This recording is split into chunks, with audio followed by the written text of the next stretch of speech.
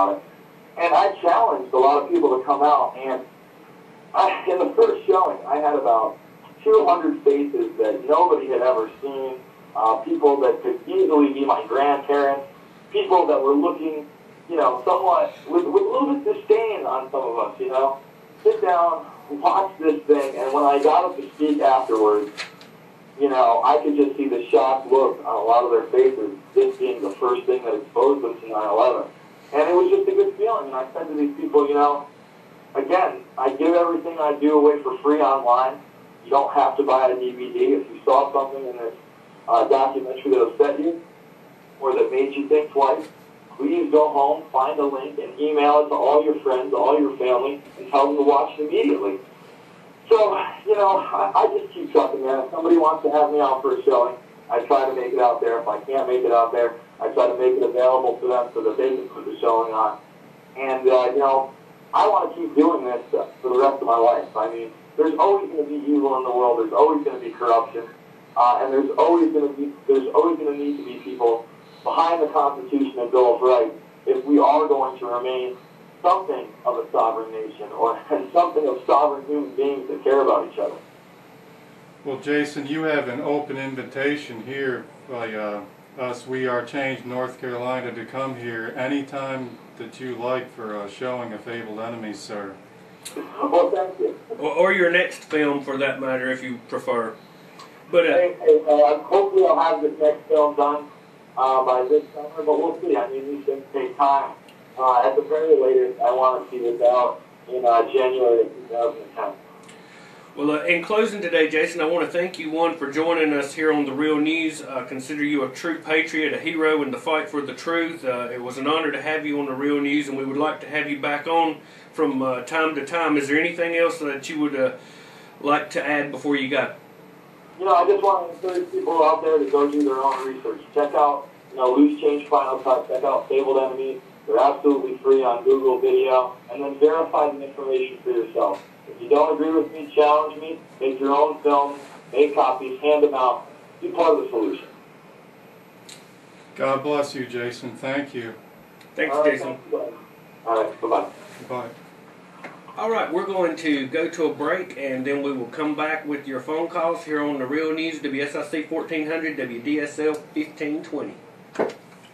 The Real News, our phone numbers are 704-873-1400, and our Davie County number is 336-499-0681 if you'd like to call in and comment on our broadcast today or state any of your opinions on current events or politics on our last broadcast of 2008. And something I wanted to comment on in the news this week on global research. A new report from the U.S. Army War College discusses the use of American troops to quell civil unrest brought about by worsening economic crisis. And as you know, Brian, now this is being reported all over the media, New York Post, New York Times, LA Times. The report from the War College Strategic Studies Institute warns that the U.S. military must prepare for a violent strategic dislocation inside the United States that could be provoked by unforeseen economic collapse or loss of functioning political and legal order. This is entitled Known Unknowns, Unconventional Strategic Shock in Defense Strategy Development. The report was produced by Nathan Freyer, a recently retired Army Lieutenant Colonel who is a professor at the college, the Army's main training institute for prospective senior officers.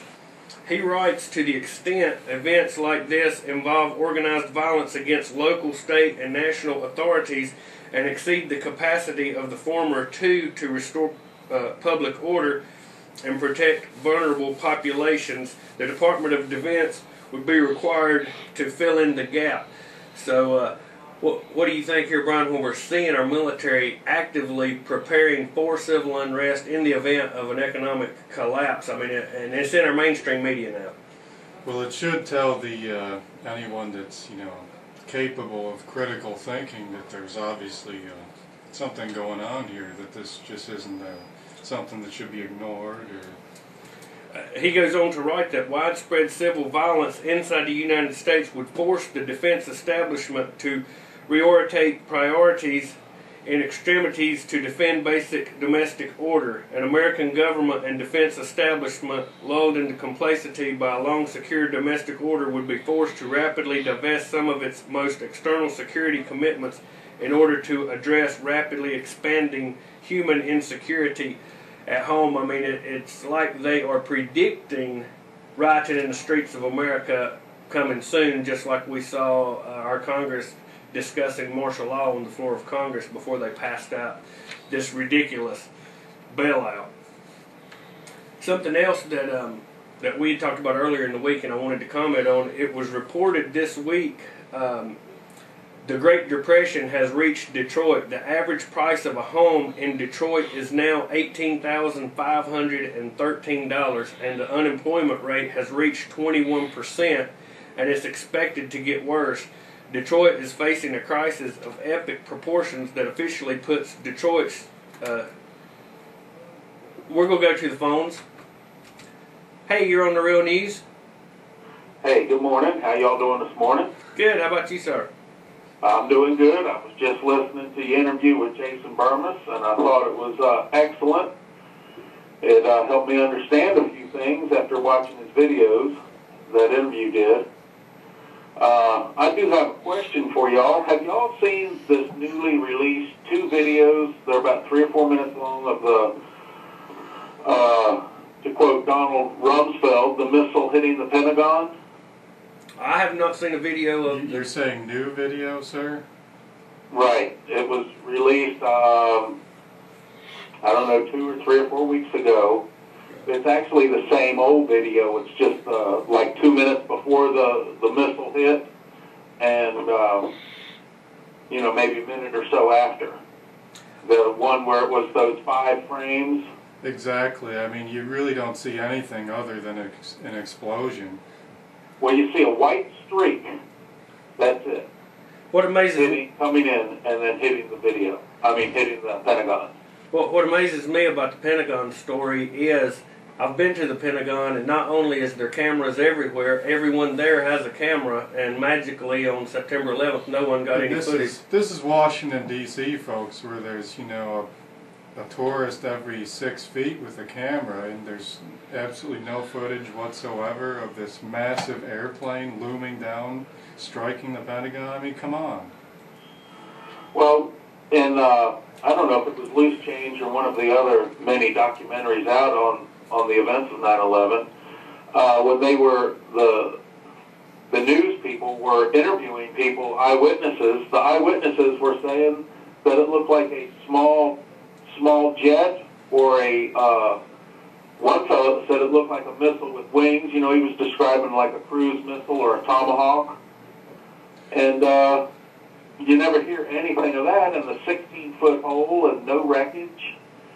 It just, nothing adds up. And that white streak, they plainly shows just a white streak, a white cloud, like exhaust from a missile, and then an explosion.